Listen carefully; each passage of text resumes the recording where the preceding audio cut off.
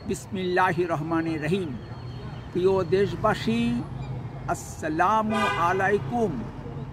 আমি সামিউল প্রধান বলছি।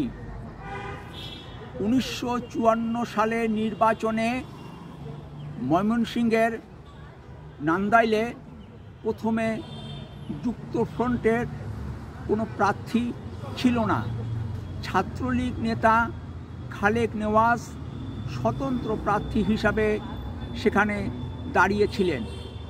এরপর তিনি ঢাকায় 2 দফা এসে যুক্তফ্রন্ট নেতৃবৃন্দের সঙ্গে সাক্ষাৎ করলে যুক্তফ্রন্ট হাইকমান্ড খালেক নেওয়াজকে নান্দাইলে যুক্তফ্রন্টের প্রার্থী হিসাবে ঘোষণা করেন। খালেক নেওয়াজ 1954 সালের নির্বাচনে তৎকালীন মুখ্যমন্ত্রী খান বাহাদুর নুরুল আমিনকে 11,000 ভোটের ব্যবধানে পরাজিত করেছিলেন। ওই নির্বাচনে মুসলিম লীগ 9টি আসনে বিজয়ী হয়েছিল। এর মধ্যে বৃহত্তর রংপুর অঞ্চলের 3টি আসনে বিজয়ী হয়েছিল। রংপুর সদর ও কাউনিয়া আসনে মুসলিম লীগের প্রার্থী এমাদ মিয়া যুক্তফ্রন্টের প্রার্থী সাজু মিয়াকে পরাজিত করেছিল।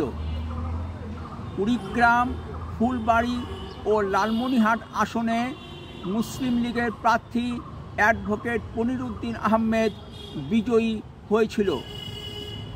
নাগেশ্বরী ভুরুঙ্গামারী আসনে মুসলিম লীগের প্রার্থী সাইফুর রহমান বিজয়ী হয়েছিল। ওই নির্বাচনে ফজলুল কাদের চৌধুরী স্বতন্ত্র প্রার্থী হিসাবে প্রতিদ্বন্দ্বিতা করে নির্বাচিত হয়েছিলেন। 10টি কম আসন পাওয়ায় মুসলিম লীগ সংসদীয় গ্রুপ গঠন করতে পারছিল না। ওই সময় ফজলুল কাদের চৌধুরী সত্য দেন যে তাকে মুসলিম লীগ সংসদীয় দলের নেতা নির্বাচিত করা হলে তিনি মুসলিম লীগে পুনরায় যোগ দিবেন। সত্য মেনে নেওয়া হলে ফজলুল কাদের চৌধুরী মুসলিম লীগে পুনরায় যোগ দেন এবং মুসলিম লীগ সংসদীয় গ্রুপের নেতা নির্বাচিত হন। এরপর খান বাহাদুর নুরুল আমিন মুসলিম লীগ থেকে পদত্যাগ করেন এবং পাকিস্তান ডেমোক্রেটিক পার্টি PDP গঠন করেন। এভাবে 1954 সালের নির্বাচনের পর পূর্ব পাকিস্তান মুসলিম লীগের নেতৃত্বে পরিবর্তন ঘটে।